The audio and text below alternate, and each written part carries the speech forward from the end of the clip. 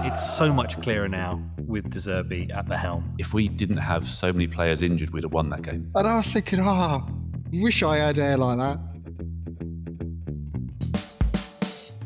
So, in the must-win game against Leeds, we didn't win. But was it really a bad result? This is the Crowing Cockerel podcast. I'm Graham. I'm here with Mark and Tom. Let's get to it.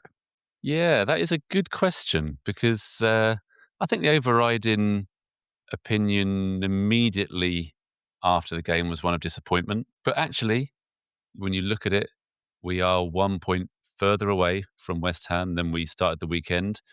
And we've already discussed the fact that with goal difference, that's effectively a 3-point gap now. So, yeah, I think you've got to try and take the positives out of it. Yeah, it's tricky. Is it a good result? On the balance of the game, and especially where we were towards the end of that game, I think it was good that we didn't lose it, because I think if we're honest, Leeds had enough chances. I think we'll talk about Kinsky in a moment, but our keeper had more to do than their keeper. And when you're at home in that sort of situation, you would have hoped that we would have pushed them a lot harder than we did. And actually, I think overall as a performance, if you really look at it, we were pretty poor. No. Yeah, you see, yeah. We're gonna fall out. Well, that's fine. That's fine because I can be quite happy with you being wrong for long periods of time. Look, if you go back and watch that game, there are so many moments when we couldn't find a way past their press. There were so many moments when we couldn't find a way past their block. We hardly created anything. The amount of wasted balls into the box that either went too far or got cut out. I thought some of our challenges, we looked reckless. I think we were lucky not to sort of have a player sent off. I think maybe only 2 or 3 players on that pitch had a good game, as in like a solid 6 out of 10. For me, I thought overall the quality was really poor. First touch. Okay, I'm gonna have to stop you. I'm gonna have to stop you. Richie missing a sitter. Come on. It wasn't good. So you're already devaluing your own argument by saying Richie misses a sitter. So you're right. Kinsky made 2 amazing saves. Yeah, that's absolutely fine. Brilliant. I mean, really, and they had draw saves. Yeah, absolutely. But let's be honest. Palhinha and Richarlison should have been making their keeper make it. It's not like we didn't have the chance. It wasn't like we didn't create the chances. Yes, their goalie didn't have to actually, get the ball away. But at the end of the day, Richarlison should be getting that on target at the very least and probably scoring. Palhinha, with his little bundle through the thing. His little scoop. I don't know how he got that over the bar, honestly. And Tell had a similar one as well. Yes, yeah. But that's enough for you, is it? That's enough. No. That's enough chances for you to be happy. That's a quality performance. I didn't when say we most quality. Desperately need it. I didn't say quality. I was disagreeing with your, I think, disappointment bias. No, on that performance. I'm disappointed at the result, sure, but if you look at it if you look at it as a, I reckon we must have misplaced at least 10, 15 passes in that game that were overhit. I reckon we must have lost possession by our wingers running into the corner and doing nothing with it. It wasn't brilliant, but I think. So what's your definition of not brilliant? Poor, maybe? Okay. Are you going to let me finish? Are you just going to keep talking over me like we're on like? Haven't you guessed yet? I'm just going to keep talking. I mean, let's have a reasoned discussion about the game. So it wasn't anywhere near what the Villa performance looked like, but Leeds were much more on it. And let's face it, they weren't letting us be quite as good. Leeds are a decent quality team, but there's no doubt in my mind we played well enough for most of that game to get a good result against a team that's in really good form. A bit like what happened with Brighton.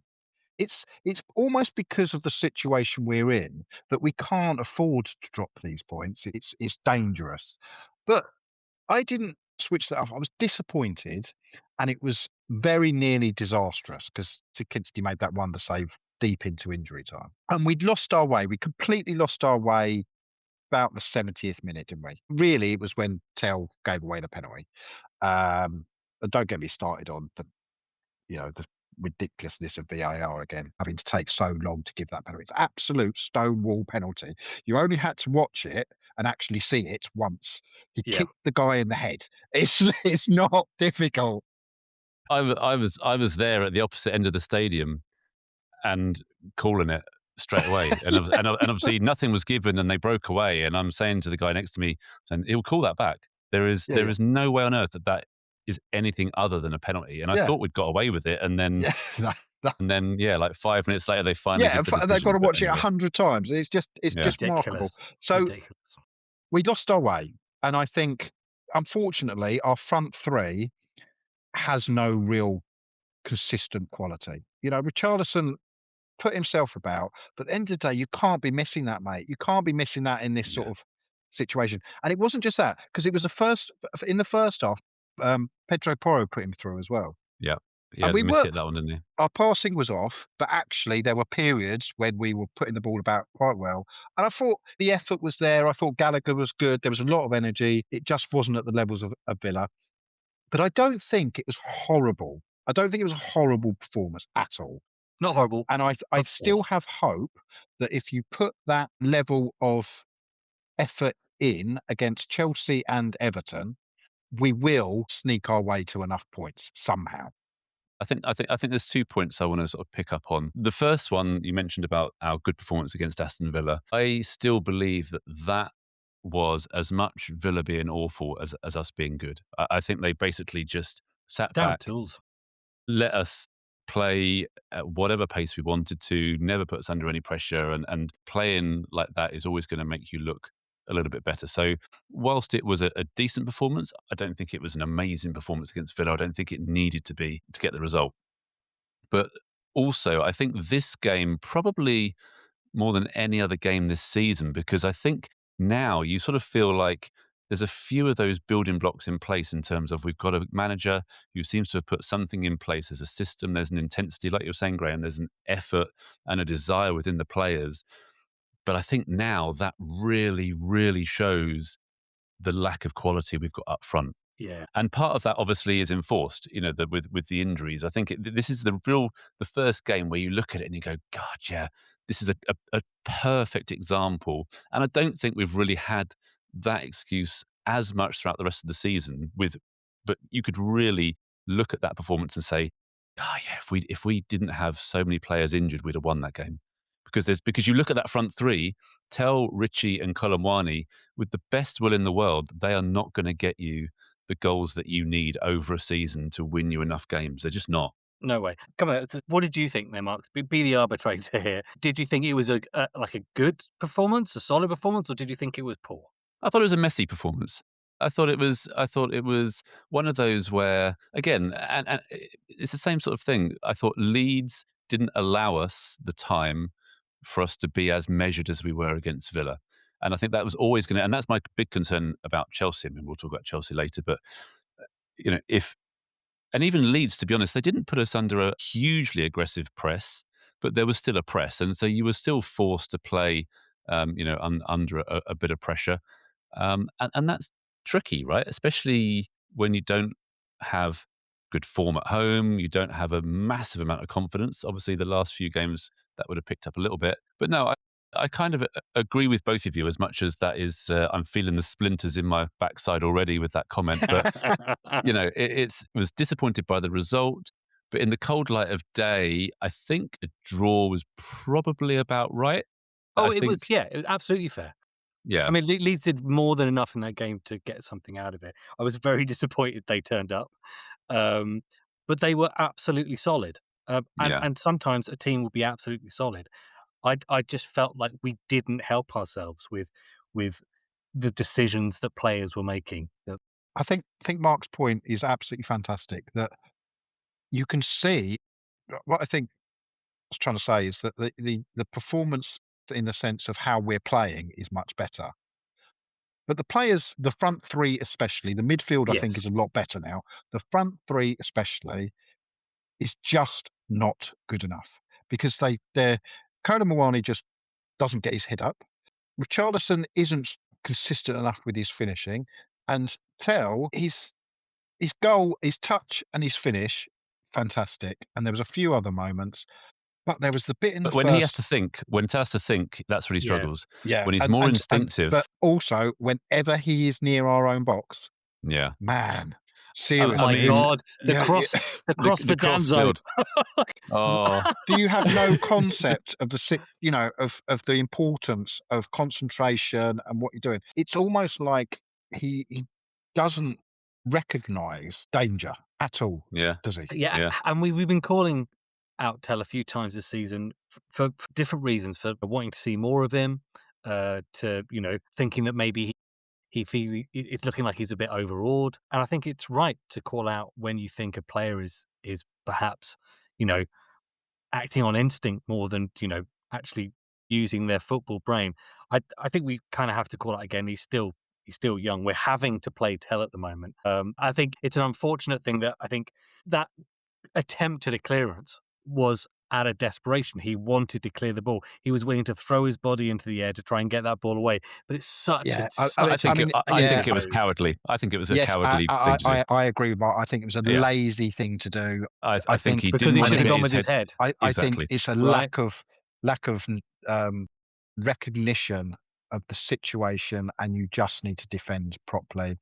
It's trying to do something it was unnecessary because the ball was in Yeah. the air for a good amount of time. He just needs to stand his grounds and He's clearly not comfortable in those areas, and that's fair enough. He's meant to be a forward, a winger, or whatever. We've talked about Xavi as well. Like, you don't want him anywhere near our own box either. It's the same sort of thing. But I think, yeah, to me, that's what it's smacked of. It's like, okay, I don't want to get my head in here. Just going to do a bicycle kick, and it was a crazy decision. But yeah, I mean, obviously, a couple of weeks ago, when Tell wasn't playing, we were really saying, oh, we really yeah, want Tell to play. And because for me, I think that's part of the disappointment, is that I really want him to succeed, and obviously I want Yeah, everyone to succeed. But there's certain players, it's kind of like a winger. but He's like when you're on the wing, going forward, he's starting to be really quite productive. If you look at the last few games, in end terms of product. his Yeah, yeah. assists, yeah, his end product, he's assisting and he's scoring goals, and he's very, very useful. I mean, that finish was an incredible finish. yeah, Yeah. Like, just that the top touch, choice. and he barely seemed to hit it, didn't he? There was like no backlift, and it just pinged straight into that top corner. You think, so he's clearly got quality. It's His just first touch decision bringing making. balls out of the air every time, almost. He can bring it down like it just doesn't matter. Yeah, absolutely, Mark. He's not a bad player, but um, and I don't blame him, and I don't think he should be dropped. I think he needs coaching. I think I don't think he again, can be dropped. if We've literally got no one else to play. this is exactly what my point was going to be, is that the fact that we are in a situation where he has to play and isn't going to be able to be rotated anyway is down to people much higher up in the club.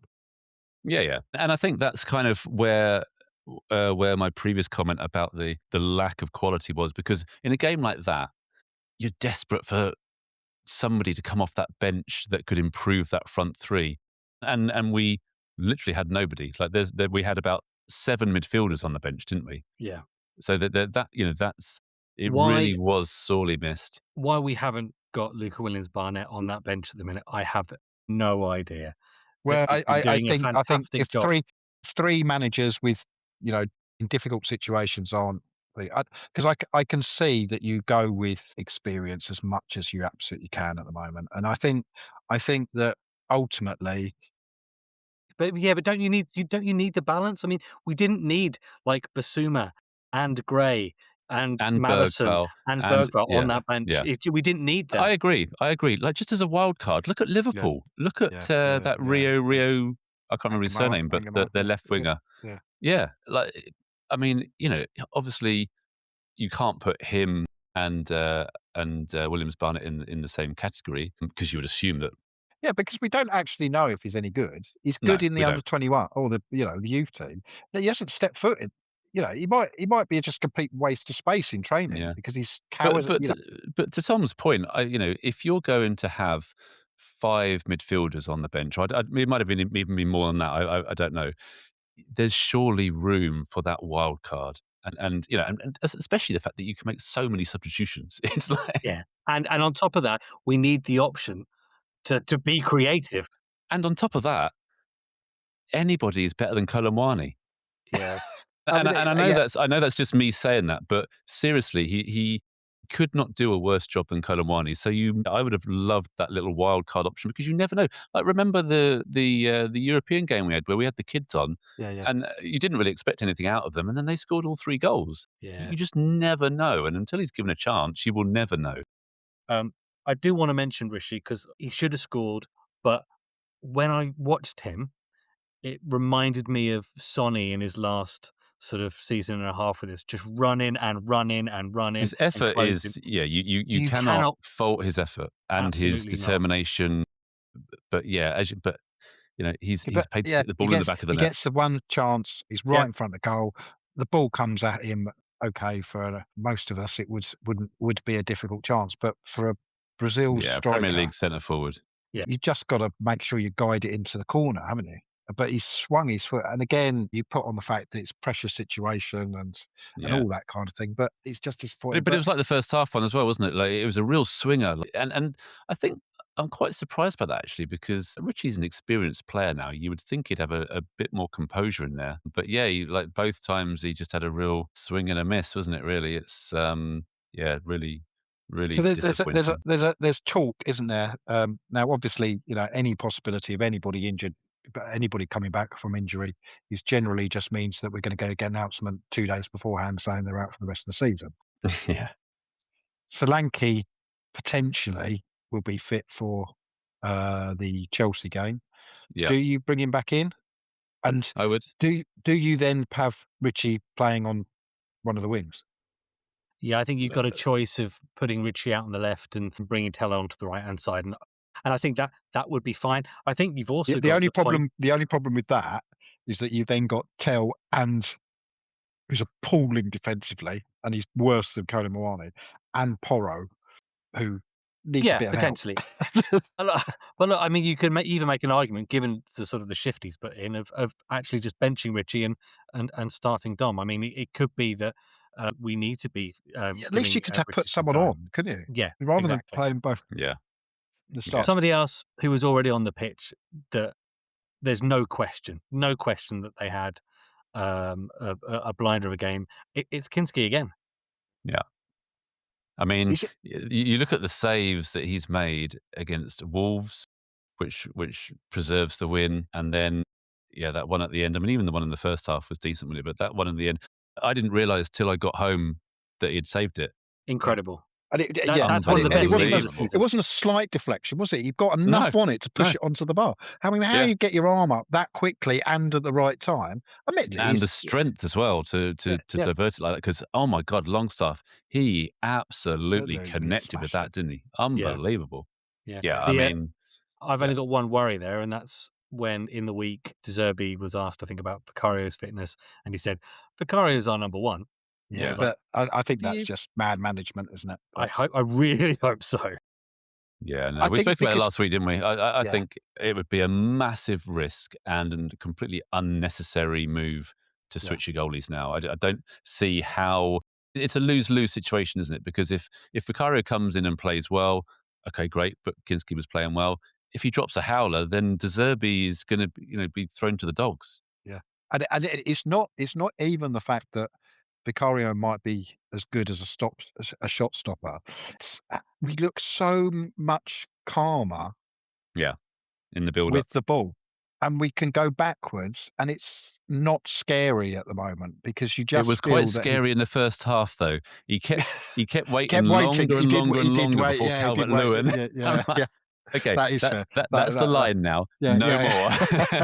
more. As well, but I think that Graham's right in the sense that we look a lot calmer because the players, I think, at the back feel like Kinsky has got this movement of the ball and passing ability. Yeah, there's a trust there, isn't there? I think Exactly, and you can see these players now moving into positions for Kinsky.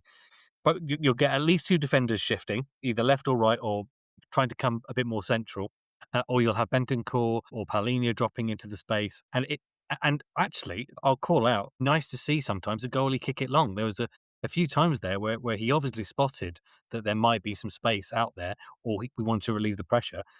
And he seems to be making the right choices at the right time. And when you do that, couple it with, some excellent top draw saves, there's no way Vicario should be getting in these last two games. But do you think that's a bit of De Zerbi's influence as well, though, in just enabling the team to get out? I mean, I agree that there's no doubt that Kinsky is a lot better with the ball at his feet than Vicario, but again, part of the problem under Thomas Frank was that it was so static when Vicario had it that, to be fair to Vicario, he often had no choice but to lump it. So it feels like whatever is happening, whatever De Zerbi is doing, the movement that the players are making are enabling Kinsky to make those good choices. Yeah. Yeah, I mean, as you say, Mark, the players look like they're not good enough, but the system looks like it works. yeah, yeah. We look like we can play football now. It's just at that vital moment, we need to be better. But Yeah, I mean, you look at it when you think if there wasn't anybody injured, as you say, the system itself, if you put some, so you stick Kudus instead of Colomwani, for instance. yes, You stick Solanke instead of Richarlison, even Odebert on the left instead of Tell, maybe, or or at least somebody to rotate. As you say, the actual tactics and system looked like something you can get on board with. And we never said that once. Well, we didn't even know what the tactics were, did we? I mean, I said it so many times under Frank. I have no clue what we are trying to do. Yeah. But yeah, it definitely looks a lot better from that side of things. So Kinsky, absolutely the fantastic redemption arc, one of the best we've seen in recent times. The big positive late in the game was, of course, Maddison coming on the pitch, Yes. and Yes. and it was interesting, wasn't it? Because he just wants the ball all the time, and he wants it, and he's looking for stuff, and it really shot out to me. It's like, oh my God, we just haven't had a player like that at all. He was everywhere as well. What did you make of the reaction? Because there was a massive cheer when he was called back from the touchline, and then an even bigger cheer when he took his bib off, and then the reaction when he came on. I mean, I literally thought Harry Kane had come back for a game. Like, I think that, yeah, I think because over the year that he's been out, he's obviously done all his YouTube channel stuff, and I think Yeah. that's almost reconnected him with the fan base because Mm. he comes across as he really wants to play for Spurs, Loves and football. that's what we like, isn't it? As I say, he came on and he showed that he's a sort of player that actually wants to get on the ball and do things. We just haven't had that sort of player. And he is a player that can create something out of nothing. And I think in the situation we're in, the hope that he'll just magic something up That in X the next factor, two yeah. games is good. And even the penalty situation at the end, the fact that he knew exactly what he was doing, Yeah. it was very clever, and he was very unfortunate that there was a feather on the ball. I was going to Because say, I mean, in any, and yeah, don't get me into the it's a penalty, isn't it? It's a penalty. Come on. yeah. So now we get into the situation. Well, after what happened to West Ham, and the fact that if it was given, there would be a lot of argument about whether it should have been a penalty. Is it a case of the fact it would have been the last kick of the game? If we'd scored, we would have effectively relegated West Ham. Yeah. Is it a fact Yeah. they've chickened out again? But the ref, I mean, ref didn't want to give it, did it? I that's a massive call. understand why the ref didn't give it on the pitch, because even if he touched the ball, it didn't look like he touched the ball. No. And there's no way that you wouldn't. I don't think that you should be giving that as a penalty. And okay, if VAR overturn it, It's a pen. good luck to them. Can you imagine? Can you? I don't know. Yeah. Don't know It's a what's pen. worse. When I first saw it, I was shouting pen. On the replays, it looked to me like he got a touch. Yeah, I must admit, I'm sort of philosophical that yeah, we're just never going to get a penalty. We're not going to get a penalty. Only one other team has ever gone through a season without a penalty and a red card against them, and that's Bournemouth. we haven't had a red card against us. We haven't had a penalty all season. You cannot tell me there haven't been incidences where a penalty should have or could have been given. Because you have this thing, don't you? It's an on-field decision. So if on-field decision was given penalties, some of them wouldn't have been overturned. Let's be honest. But we're not even getting anybody point to the spot. It's just like we just got to give up on that. Let's go back to the original point we were making, which was Maddison. Yes. Looked ready. Yes. Looked on it. And Yes. I think the reaction that we all saw, but you were there, Mark, and you felt it. It's because he is the epitome of everything we've been lacking, perhaps all season. Flashes from Xavi here and there, flashes from Kudus, but to know in your bones that here is a player that, has the experience, has the nous, will know when to take his time on the ball, can hit the short pass, can hit the long pass, can shoot, can try and get himself a penalty. This is a player that we've lacked all season. So let me play devil's advocate, because I've got to be honest, my immediate reaction to hearing the crowd's reaction was, do you think James Maddison has benefited? You know how they say, like, if a player is out for a game and the team has a horrible game and they say, oh, that player has basically had the best game because he didn't play. Do you think it's a bit of that kind of myth has built up from the fact that we've not seen him for a whole year? It's been the worst year ever. And so there's almost like a folklore now about Maddison. There's this rose-tinted vision of Maddison. Because I'll be honest, because I listened to this reaction. I've never heard anything like it. Like, the guy takes his bib off, and it's like it's going back to when Lucas Moura scored the hat-trick against Ajax. Like, I thought it was unbelievable. Wow, that is how far we've fallen, isn't it? It was now people were going crazy about James Maddison taking his bib off, and I just thought to myself, was he that good? I don't remember him being that good. But it's two things, isn't it? Is he a good player? Yes, he is a good player. Is he that good? You could discuss that. It's how bad we've been. That when it's held up against that, you realise how much we've been yearning for anything to cling on to, and especially when it comes for players or for performances or for situations. And the same thing will happen if Kulusevski ever comes back. The same thing will happen with him, won't it? And again, it's like, yeah, he was probably our best player before he got injured. But yeah, I just worry with Maddison that people are going to expect some sort of and you can't, because Superman performance. Yeah, no, yeah, but you just hope that he gets a free kick and he sticks it in the top corner. He does something that. Yeah, because he's capable of it, and it's that hope, isn't it? I think we're just at the point now where all we've got now is the hope that somehow something will happen that will mean we'll stay up by what is now this absolute skin of our teeth, and we don't do what a lot of teams do when they stay up by the skin of their teeth, just get relegated the next season. There's an opportunity to sort things out. But he's got the long flowing Ginola locks. How much conditioner he must have been putting on his hair over the last year. I mean, fair play, because it was beautiful. he was picking the ball up from a corner, and I was thinking, wish I had hair like that. Well, yeah, we might get relegated, but Graham has a new man crush. But I think it's just the thing that he cares, and it's a positive that he's coming back. But yeah, don't even be surprised if he's not starting against Chelsea, because I don't think he will, and I don't think he should. Chance. Because no chance. He's had 20 minutes of Premier League football to come back, and he much rather, ultimately, I think he'd be one of those players that would stay if we did go down. Yeah, I think so. I'd much rather Maddison in the Championship than Maddison for half a game against Chelsea and then his knee snaps in half again. We were trending upwards there. I've got two things which have been sort of itching in my brain, and I've actually loved. I think this is the most we've chatted about individual players on any episode that we've ever done. Yeah. And I'm sorry, I'm going to speak about one more.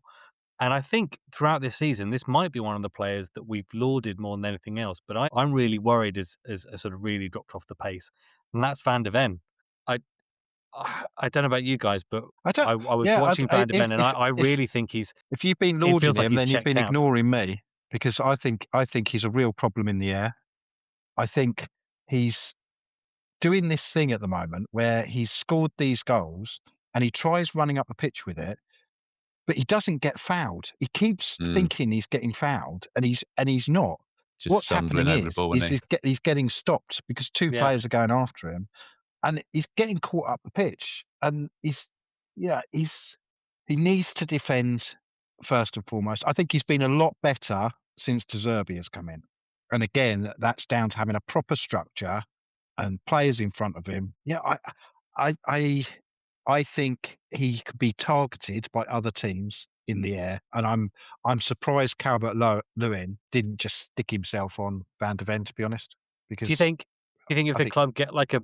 Because I mean, we know he's got a decent value. Do you think if somebody comes in for Van de Ven, is if that a we deal stay in we the do? Premier League, I would want him kept with De Zerbi as the coach, because I think De Zerbi is a coach that will bring out the best him, and and be able to make sure that he's growing, because he is only 23, something like that. So Yeah, how old is he he? just needs to He's stop the lapses.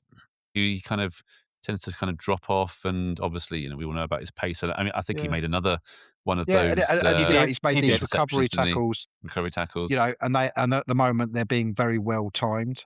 I Yeah, do worry that he's going to miss time one, and not only is it going to be a penalty, but it's going to be so dangerous. It's going to be something else as well. yeah. It is a worry. I mean, Van de Ven was my favourite player. He's the player whose name's on the back of my shirt. But yeah, it is a worry because, and we've said about this before, in terms of his distribution of the ball is not great. And it feels like he was so good under Ange because we basically played on the halfway line and he was able to sweep up all the danger. But that's not really conducive to a consistent, long-term, successful plan, and certainly not the way De Zerbi is going to be Or his playing. So, hamstrings. or his Yeah. hamstrings. Yeah. Yeah, But yeah, so, yeah. and it's mad, and we called him out last week, I think. But it's mad to think now that Danzo has really sort of put his name down to be our our first choice centre back. I mean, he's Again, but really really stepped up. I think the situation we're in, it's a bit like Polina as well, isn't it? It's the players that really look like they really, really care, Yeah. because we care, and those players are coming to the fore as being a bit of crowd favourites. Mm, Now, you watch, if again we survive by the skin of our teeth, we're in the Premier League next season. Hopefully, not have such a bad season. But halfway through the season, Danso will start being called out. Paulinho will be, because the limitations will then become a bigger factor than the desire and the qualities that they do have. That I think is just something with modern football more than maybe it was like 20, 30 years ago. I think recognition of a player that just plays for the shirt isn't there anymore. You have to be playing for the shirt, but also very, very good all the time. And it's same with Madison. You're saying about um, is there all rose-tinted spectacles? Well, when he was struggling, wanted people want him out of the club and yeah, dropped and all this kind of thing. So yeah, yeah. yeah, it is a No, we are fickle. Yeah, I fickle was gonna thing. say we are very fickle fans. No, we are, and it's the same. Like, I mean, even within a game, you will have all the criticism going on of Tell from exactly those same people that 20 minutes ago, when he scored his goal, would have been saying he's the best thing ever. That's just the nature of football fans, isn't it? But So let's finish this off before we go to the next section. Trying to answer the question we started with: was mm, the point a good result in the scheme of what we're dealing with now? Forget the performance or whatever. Is the point a good point? I mean, are we allowed to answer after the Everton game? No. Because ultimately, Yeah, that is yeah, what dictates the yeah. answer, isn't it? That's the That trouble. is, If we stay up by a point, then yes, it was an incredible point. yeah. Or goal But difference, which is I think is more likely. Yeah. I yeah, think if yeah, we're staying up by goal difference now. Based on that performance, yes. Based on the opportunity and what was in front of us, no. It worries me that not just that our final game is against Everton, but that our final game's at home. Yeah, That's awful. That's awful, isn't it? But yeah, and we're really good away. Unfortunately, our final away game is against a team we have won once at their place in the last 30 years. yeah, So we are capable of going there and getting a point. And yeah. if And this is it. results go our way, they've got to win. If we get a point, they've got to win both games. And okay, there's a possibility that will happen. But pressure does strange things to everybody. Yeah. Yeah, I think the answer to the question is TBC. We'll let you know TBC. whether it's a good point. with that ringing endorsement of hope, let's have a Tom's teaser. Yes, play that jingle. Tom's teaser. Right, chaps, last week's Tom's teaser was all about chance. Well, this week's Tom's teaser is trying to plug into something that we've already spoken about, a little bit of hope. And to do that, I've gone back to the last time that we beat Chelsea at Stamford Bridge. So this is dead simple, guys. I've got 10 questions for you. Your name is your buzzer. I need you to shout out your name if you know the answer, and you get the point. We're keeping it simple. Are you ready? I'm ready. Okay, here we go. In the game against Chelsea that we won at Stamford Bridge, what was the score? Graham, Yes, Graham. 3-1. Is correct. 1 point to Graham. In that game, which player scored twice? Graham, Yes, Graham. Delhi. It's Delhi. 2 points on the board already. This is good. So I now know what year we're in, roughly. Because I had no clue. No clue. I was thinking, is it Gary Lineker? Is it Jimmy Greaves? No clue. Right, next question. The score was 3-1. Delhi got 2 goals. Who got our other goal? Mark. Mark was first. I mean, it's got to be Harry Kane, isn't it? It was not.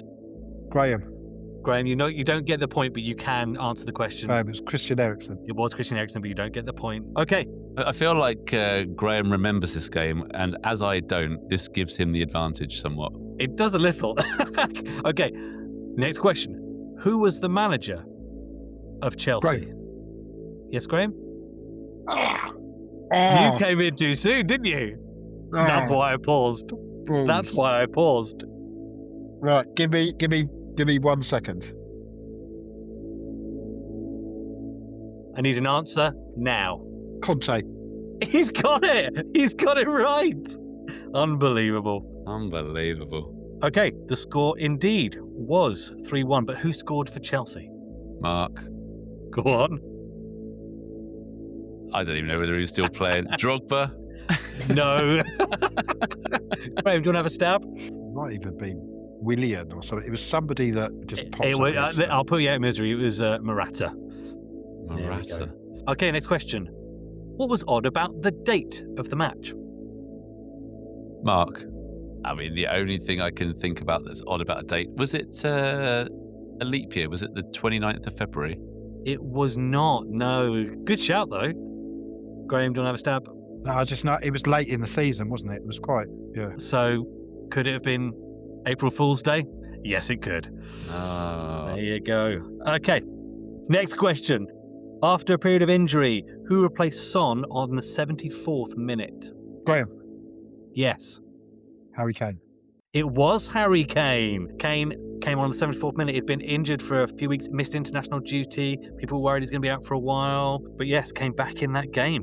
Graham, absolutely storming it. Okay, going back to our friend Eriksen. We've spoken about him a lot this season, haven't we? How many goals from outside of the box had Eriksen scored at that point, including that goal, for Spurs? And I'm talking about for his whole time with Spurs. Mark. At that point, go on. Give me a number. Go on, Mark. 1. No.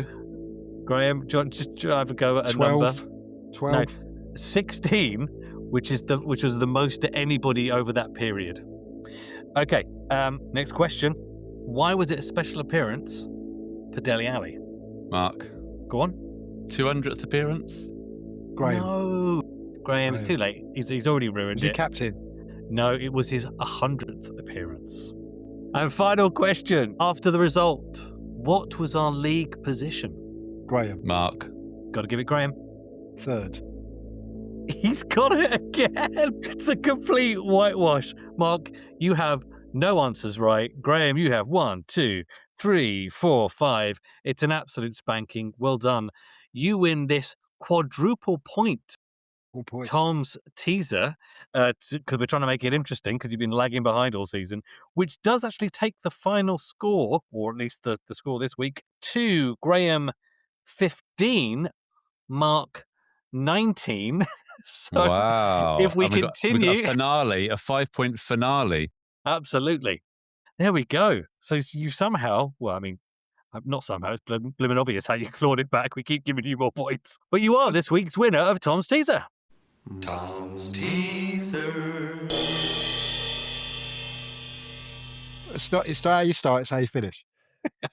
All right. So, as we said, we do not have a game at the weekend because Chelsea are in the FA Cup. So, we're not going to do any predictions this week. We're going to have a little special episode next week after the West Ham game where we'll do those. But just to look back on this week's predictions, we were all very optimistic. We said we were going to win.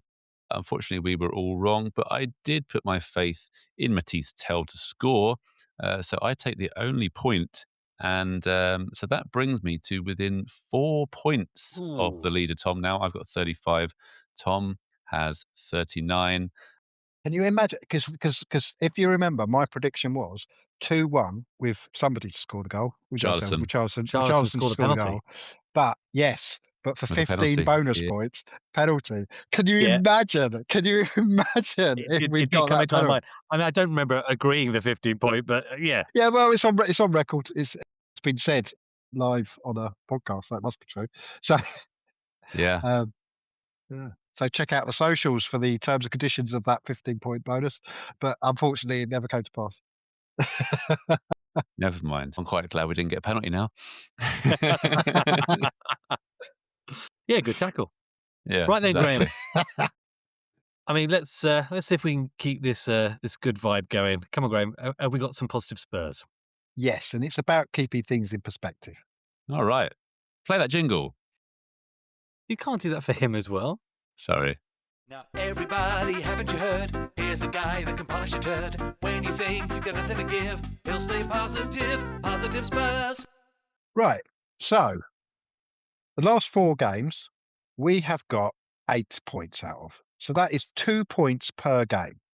If you extrapolate that over a season, that is Champions League place 4. Okay.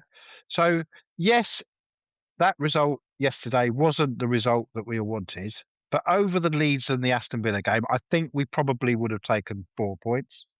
Yes. Yep. And I think, to be fair, over the previous 2, we would have taken 4 points as well. And we were very, very close, especially against Brighton, of having another 2 points on top of that. We're grinding out results, and all we need to do now is grind out another 2 results. It is not over. It feels a bit down because I think we all hoped that it would almost basically be over by winning against Leeds. But in reality, it probably wouldn't have been, because West Ham could quite easily go and beat Newcastle anyway. So I think we've got to take on board the fact that 8 points out of the last 4 games is a huge improvement on what's been going on beforehand. And we can see the performances are better, even if the finished product isn't quite what it needs to be. You're right, mate. I think that point actually that you made, that if you swapped the results around for the 2 games, so a draw at Villa and a win versus Leeds, would we have snapped your hand off? Absolutely, we would have. So I think it's a really good way of looking at it. I think the fact that you're up in the game, you're the ones in the lead, and you give it away via a silly penalty, that's always going to be gutting. But we've shown the consistency, and I think we said it before. It's so much clearer now with De Zerbi at the helm. There's the patterns of play, there's the structure, there's obviously so much more to what De Zerbi is bringing that the players are buying into. So I have faith that we can put in good performances. You've got to remember, there has been a 6-point swing since the Sunderland game. We were 4 points behind West Ham. Yeah. And now we're 2 points ahead of them. So there has been a 6-point swing. So yes, it's by absolutely no means over, but the fact remains the team has managed to get themselves in a position where you would think one win out of the next 2 games will definitely be enough. West Ham winning both games is of course possible, but you would hope that that's the least likely scenario. At the end of the day, it's about holding your nerve, and it's who can hold their nerve, and that is players, coaches, and just as importantly, fans. It's about not overreacting to individual isolated incidents. It's about supporting the team, being together, staying positive, staying supportive, and holding our nerve. And yeah, like you And say, the fans have got to do that as well, though, haven't they? Yeah. No, that's what I'm saying. That's what I'm saying. Yeah, the fans have got to hold their nerve as well. It's about not overreacting and not getting down. And if we go 1 behind against Chelsea, still believing we can do it. Because as you say, if West Ham win the last 2 games, fair play to them. But you do kind of think that if we can get a point against Chelsea, that is going to put us in a really strong position. So hold your nerve, and let's trust in De Zerbi, trust in the players that they can see it through for the last 2 games. Yeah, and if I can misquote Pep Guardiola, come on, you tune. Away the lads. Away the lads. Yes. Apologies for anybody that's listened to this far. All right. Well, yeah, this is it then. So West Ham at the weekend, we can just sit back and relax. And yeah, we'll see what happens. But yeah, there's nothing we can do this weekend. So yeah, let's hope Newcastle can do us a favour. Come on, you Spurs. Come on. Come on, you Spurs. See you on the other side, boys. Come on, you Spurs.